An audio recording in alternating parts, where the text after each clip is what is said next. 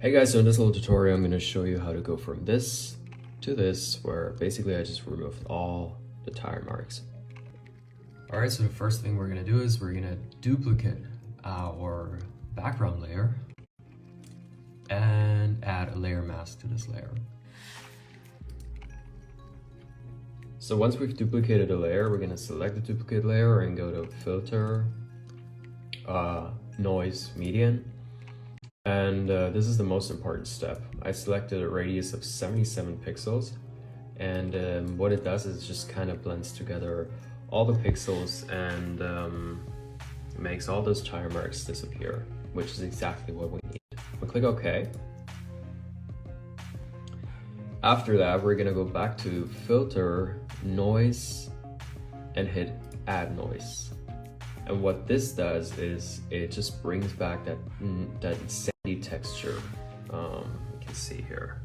So in my case, I selected an amount of 18% uniform and checked monochromatic. And you can see here, if I turn off and turn on preview, you can see the difference. So this looks very unrealistic. This looks somewhat more realistic with some sandy texture. Hit OK. Now the only thing left to do is we need to bring back the details like the road, the dunes, the shadow of the dunes, the highlight of the dunes down here to make it look realistic again. Now that we've applied all the filters to this layer, we're gonna invert this layer mask to make all the filters or effects disappear. Very important.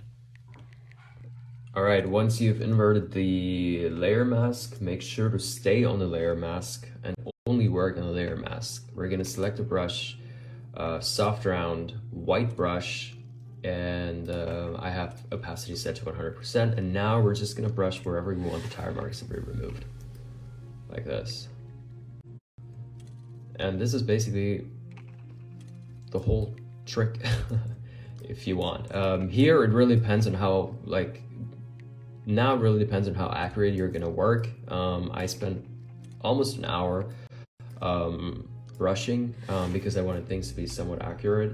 And what you don't want to do is brush over the highlights and shadows of those dunes, because that gives the photo like the depth, and without that it just doesn't look realistic anymore. So only brush where you see the tire marks. Once you're done, this is what it looks like.